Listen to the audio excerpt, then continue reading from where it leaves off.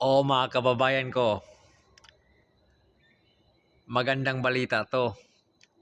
Kasi sa Kongreso, itinalaga yung anak ni dating Congressman Abante bilang spokesperson ng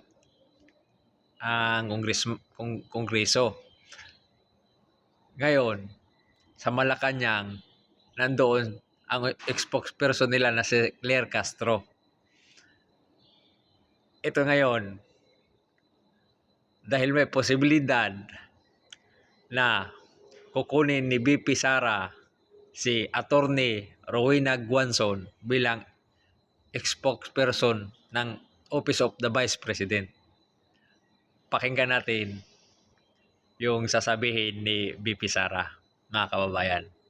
Pakinggan natin at panoorin natin. Po si Attorney Rowena Guanzon na maging spokesperson mo. Kasunod yan ng pagkatalaga kay Attorney Abante bilang tagapagsalita sa ng House. While sa Malacanang, nandyan naman si Attorney Claire. Ini-comment po sa posibilidad na maging spokes niyo si Attorney Guanzon? Opo. Hindi namin napag-usapan sa Office of the Vice President ang spokesperson. Pero saludo kami sa talino at tapang ni Attorney Rowena Guanzon. So kung gusto niya magsalita, go lang ng go. Makikinig tayong lahat sa kanya. Napakinggan nyo na mga kababayan ko. Magandang bardagulan to.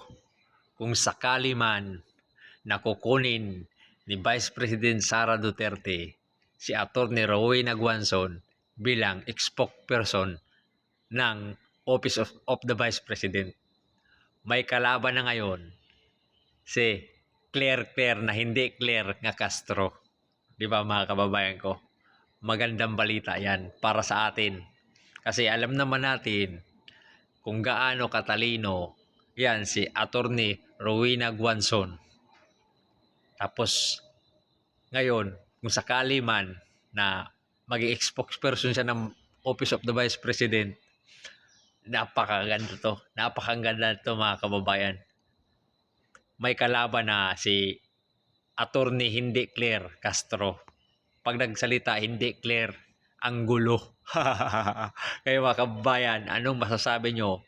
Agree ba kayo kung sakaling si Attorney Rowena Guanzon ay magiging spokesperson ng Office of the Vice President? Comment kayo sa baba mga kababayan. Maraming salamat. Mag-comment kayo sa baba mga kababayan ko kung agree kayo. Dahil para sa akin mga kababayan, talagang magandang bardagulan to. Dahil alam naman natin kung gaano katindihan si Attorney Rowena Guanzon. Kaya mga kababayan ko, mag-comment kayo. Maraming salamat.